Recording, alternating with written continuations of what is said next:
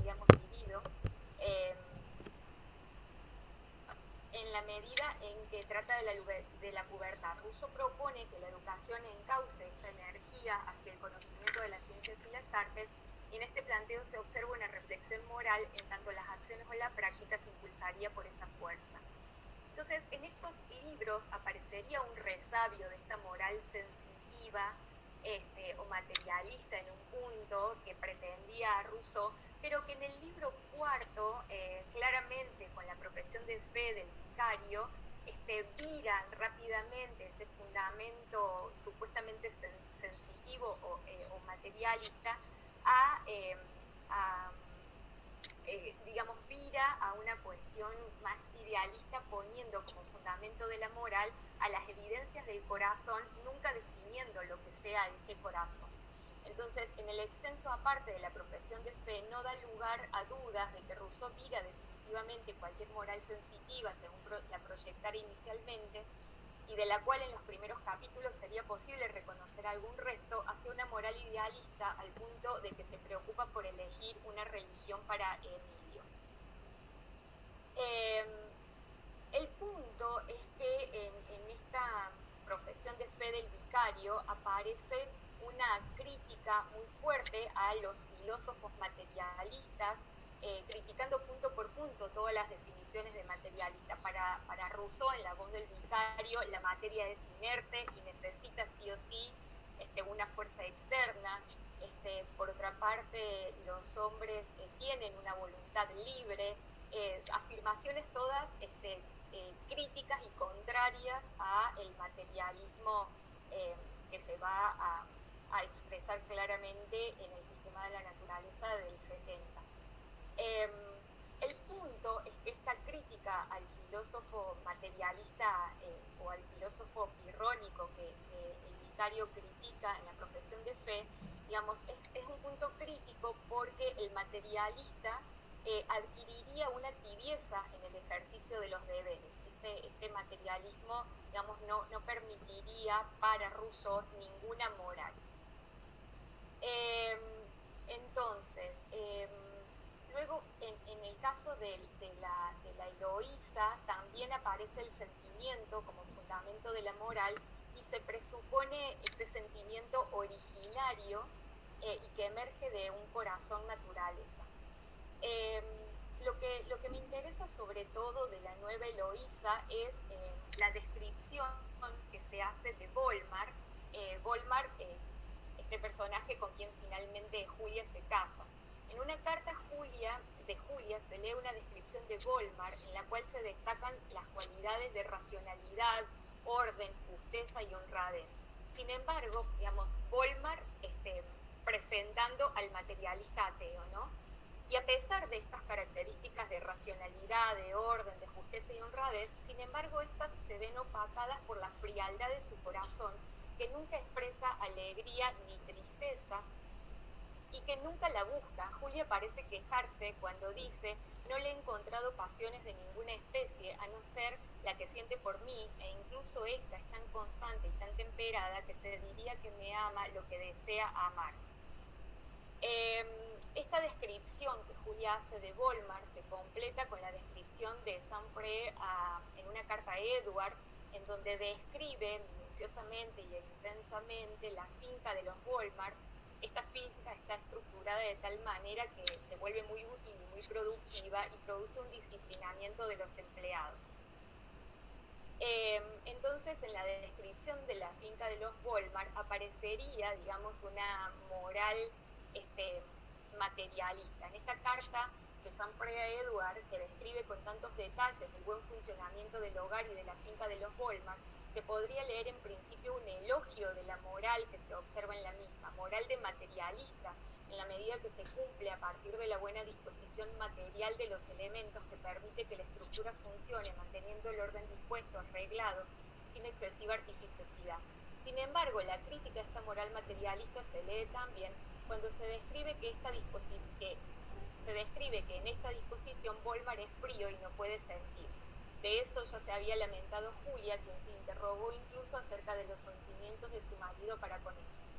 En otra carta, esta vez del propio Volmar a la prima de Julia, Rousseau extrema la caracterización de Volmar como un materialista calculador, frío, que analiza y dispone de lo humano como de cualquier otro elemento, porque Volmar calculó cómo curar el amor enfermizo que sentían Sanfray y Julia el uno por el otro. En la carta citada es el propio Volmar quien relata a la prima de Julia el éxito de esta intervención. Aquí Rousseau pretende describir un hombre cuya moral materialista es exitosa para la administración de una finca, pero que no le permite sentir. Sin embargo, y esto es muy importante, la intervención que Volmar operó sobre la imaginación de Sanfray y Julia para curarlos del amor que los hacía sufrir, revela que el sentimiento que Rousseau atribuye a una naturaleza originaria del corazón era en cambio producido por la imaginación, en la medida que dicho sentimiento no era la expresión de los afectos de los cuerpos, sino una proyección de dicha imaginación productora. Volmar puede curarlos de ese amor, puede intervenir en la imaginación y mostrar que en realidad el sentimiento no era originario, sino que era una producción de esa imaginación delirante en un punto. Desarmando tales imágenes, Volmar considera que puede curar tal amor más anclado en la imaginación que en aspectos reales. Se observa aquí nuevamente que para Rousseau el materialista ateo no tiene un fundamento sólido para los sentimientos morales. Hay, como decía incluso recién Adrián, una peligrosidad del ateo materialista por una falta de fundamento para la moral. Este ateísmo expondría al pueblo a una mayor tiranía por parte de los poderosos, ya que estos no se sentirían motivados a frenar sus impulsos. En todo caso, si Volmar, materialista ateo, se destaca por ser ordenado y honrado, tales características emergen de una disposición material de su finca cuyo orden opera y la vuelve productiva, pero en las descripciones que se hacen del personaje, Volmar no siente, y con esa carencia Rousseau pretende caricaturizar y criticar al materialista ateo, que presenta con esta falta de sentimiento un peligro. El materialismo ateo no puede para Rousseau fundamentar ninguna moral. Rápidamente, para terminar, digamos cómo le contesta de alguna manera en el sistema de la naturaleza Holbach. Bueno, esto no voy a redundar en esto, pero ya sabemos que hay una definición muy precisa de la naturaleza en términos materiales. Lo que me interesa a partir de estas definiciones materiales de la naturaleza es que Holbach presenta una definición materialista del sentimiento. A ver si lo encuentro y con esto termino. Así como Holbach define materialmente a la naturaleza, y en esto no, de que a la materia le es inherente el movimiento y por tanto no tendría necesidad de una causa externa, etcétera, todo lo que ya sabemos. Así como Holbach define materialmente la naturaleza, también define materialmente los sentimientos, ¿no? Hay una cita en donde Holbach explica el sentimiento. En esta definición de sentimiento en términos materiales, es crítica de la noción de sentimiento que se lee en los textos de Rousseau. Para Holbach el sentimiento primero parece inexplicable, pero en realidad lo define como la consecuencia de la organización del cuerpo del hombre en contacto con otro objeto cuyo movimiento es transmitido al cerebro, donde lo primero es la sensación de los nervios presentes en todo el cuerpo en contacto con otro objeto, y en la transmisión de tal movimiento al cerebro se genera el sentimiento. El sentimiento entonces es un emergente de todo ese proceso material. Entonces cabe recordar que en cambio, habíamos dicho, para Rousseau el sentimiento del corazón es originario y anterior a la razón, mientras que para Holbach el sentimiento es una producción o un emergente de las características materiales del cuerpo. Ahora, lo que me interesa recalcar también, esto es interesante, ya prometo que con esto termino, es, lo tengo resaltado por acá,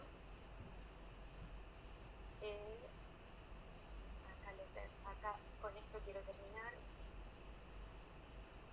En el capítulo, recordemos entonces la crítica al materialismo ateo que Rousseau hace. No podría fundamentar una moral y además la imposibilidad de tener sentimientos. En el capítulo 11 de la segunda parte del sistema de la naturaleza, Holbach presenta desde el elocuente título Apología de los sentimientos expresados en esta obra, una definición del ateo. Se trata de un hombre que destruye unas ilusiones condiciones dañosas para el género humano, con el fin de traer a los hombres a la naturaleza, al verdadero camino de la virtud, de la experiencia y de la razón. Estas definiciones de Holbach sobre un ateo parecen confirmar que las características con que Rousseau describe a Volmar en la Nueva Eloísa son precisas. El punto es que Rousseau plantea la necesidad de convertir a Volmar, dado que su ateísmo le hace imposible tener sentimientos, según lo expresa en la voz de Juli.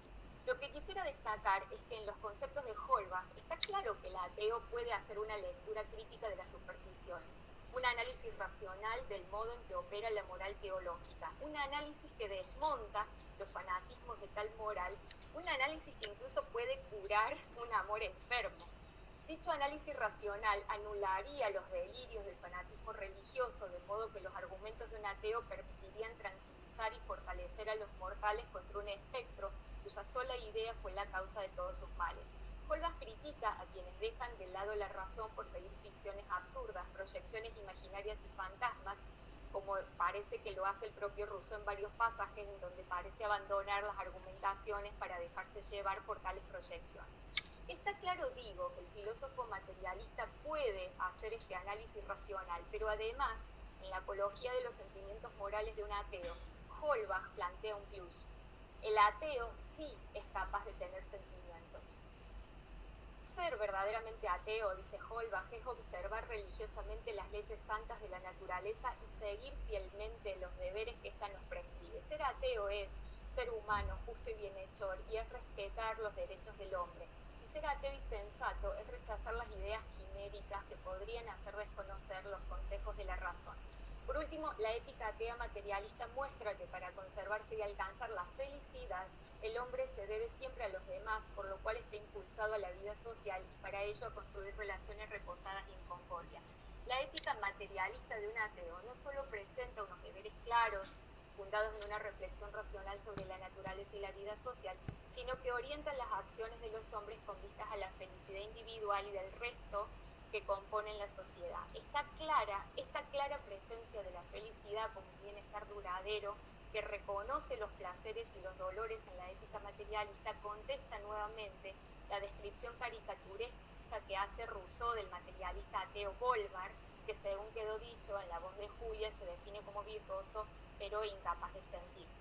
De alguna manera, entonces, Holbach, con esta apología de los sentimientos de un ateo, está contestando a esa crítica. Bueno, hasta ahí por ahora. Y bueno, es un borrador y eso. Muchas gracias por estar aquí. Gracias, Fabiana. Gracias a ambos por la atención al tiempo. Y muy interesante tu presentación. Bueno, si pasamos a un momento de preguntas, si quieren las pueden anotar en el chat y yo las leo, o también pueden anotarse como para hacer la intervención y intervienen.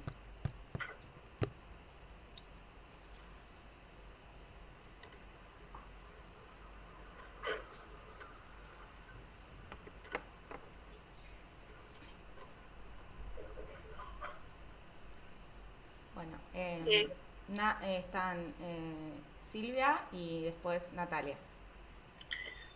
Sí, ¿qué tal? Buenas tardes a todos y todas. Muchas gracias a los dos por estas presentaciones tan interesantes. Yo me quedé pensando en la presentación de Adrián, ahí te veo, en el tema de las causas finales, que es un tema que a mí me interesa mucho, porque creo que es una de las cuestiones que define mucho quizá a la modernidad filosófica como un tema de disputa importante, ¿no? Hay cierta lectura tradicional, por ejemplo, con respecto al surgimiento de la ciencia moderna, que dice que un aspecto clave de la modernidad consistió en la eliminación de las causas finales, como causa para explicar al menos los fenómenos naturales, pero es una lectura bastante difícil de sostener cuando se analiza en profundidad las posiciones de distintos científicos y científicas, o bueno, filósofos naturales, como decir, en un lenguaje más acorde a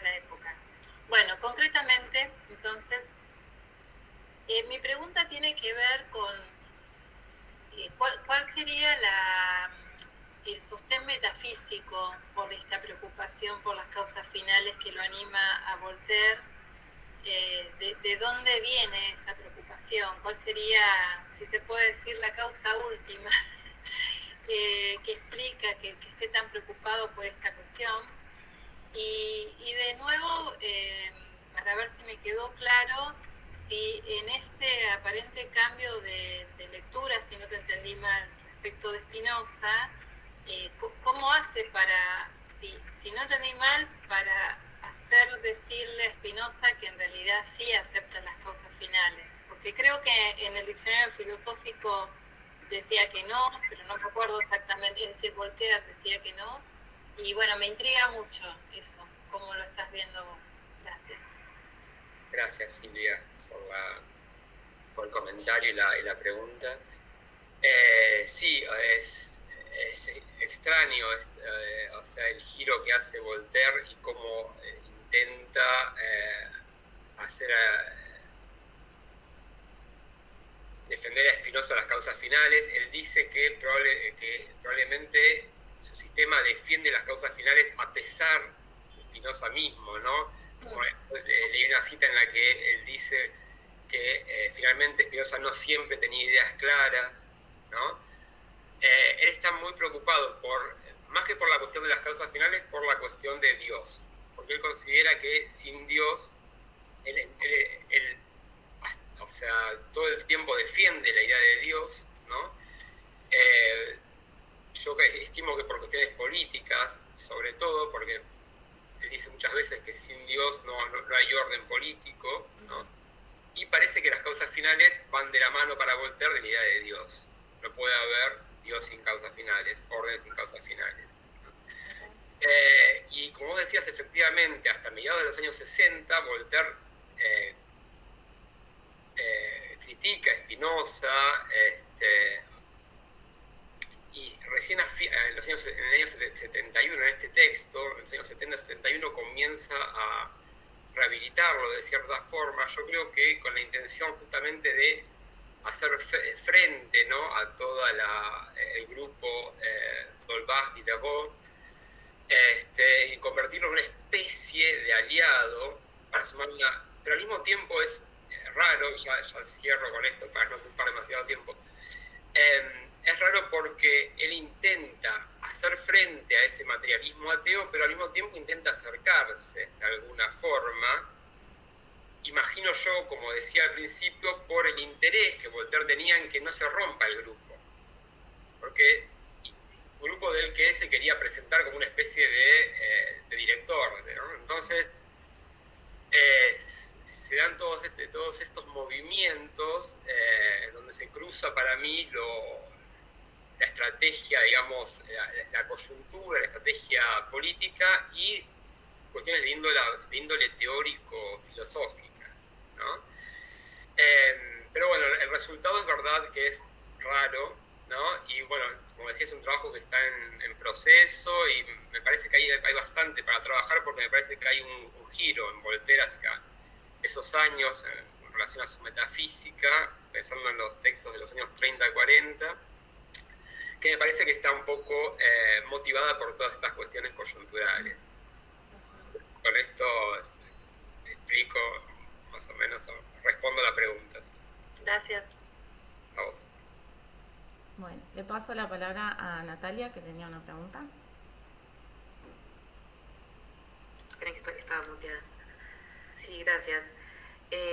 La verdad que mi pregunta también va como en línea de lo que preguntaba Silvia, porque me quedé con mucha curiosidad sobre esa última parte de las causas finales. Y me resultaba muy curioso algo que decías sobre una crítica que hacía Voltaire a quienes no habían leído a Spinoza, ¿no? Como que decía, bueno, en realidad no conocen a Spinoza porque no lo han leído de primera fuente. Y esa traducción, que en realidad, o sea, vos mencionaste a Boulanger, creo que te referís al essai de Métaphysique, ¿no? No es una traducción, o sea, punto por punto de la ética, en realidad hay todo un desarrollo que hace Boulanger, entonces es raro que diga eso, ¿no? Me quedé pensando un poco en en eso, si podías como contar un poco sobre esas fuentes de Spinoza que habría tenido Voltaire. Gracias, Natalia, por la pregunta, el comentario. Sí, como vos decías, él critica, él dice, bueno, dicen Spinoza, y no lo han leído, pero bueno, él mismo tampoco había leído lo había leído de primera mano, ¿no? Lo había leído a través de estos textos de Boulainvilliers, que tampoco son una traducción literal, ¿no? Así que él mismo no conocía, ¿no? Como decía antes, el trabajo de primera mano, ¿no?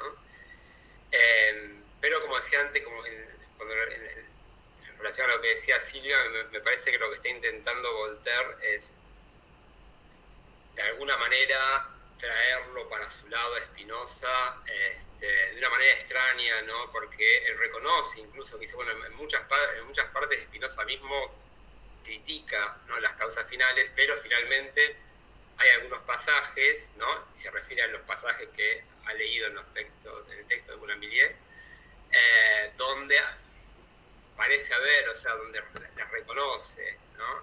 Y después esta cita que mencioné antes, donde dice, bueno, tampoco tenía siempre ideas claras, a menudo se confunde. O sea que sería una especie de aliado, pero con reservas, ¿no? Como decía antes, ¿no? De Voltaire. En una lucha que, como decía antes, es una lucha que intenta hacer una lucha, pero no a fondo, en el sentido de que parece no querer romper de alguna forma, ¿no?, con todo ese grupo, ¿no? Así que, pero bueno, en resumen, también su lectura es de segunda mano, ¿no? Con relación a la ética, ¿no?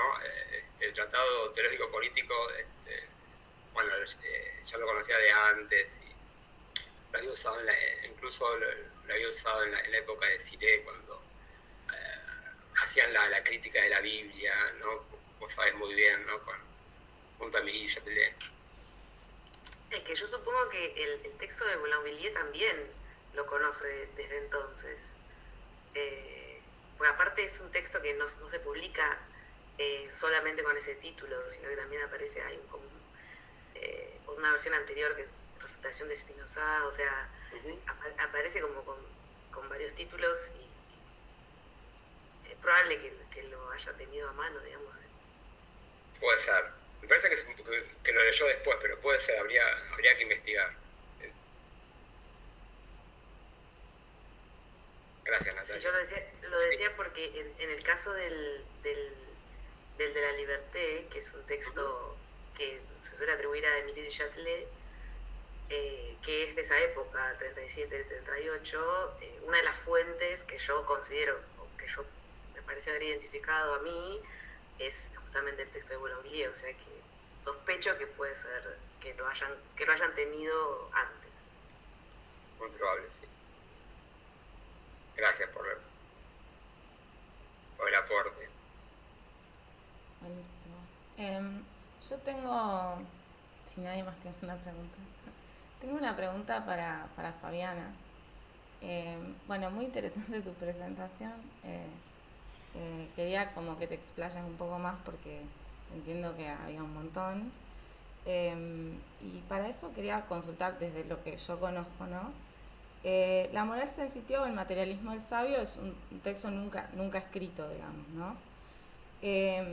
Según la lectura que haces de Julie, ese texto quizás nunca podría haber sido escrito, ¿no? Porque, digamos, si hay un viraje del planteo inicial a un idealismo espiritualizado, como vos lo llamarías, entonces una moral sensitiva materialista sería imposible, o yo entendí mal. Yo entiendo que él aprovechó, digamos, algunos borradores que tendría de ese proyecto y algunos elementos de esa moral sensitiva, es lo que intenté decir, tal vez lo dije rápido o no sé si lo dije, estarían como en la primera parte del Emilio, donde aparece este interés porque determinada formación moral se haga reconociendo la fuerza del cuerpo y entonces habría un reconocimiento, digamos, de esa fuerza corporal, ¿no? O incluso para la parte de la formación moral en la pubertad, de los 12 a los 15 años, un reconocimiento de la fuerza sexual y, digamos, y cómo encauzar esa fuerza sexual.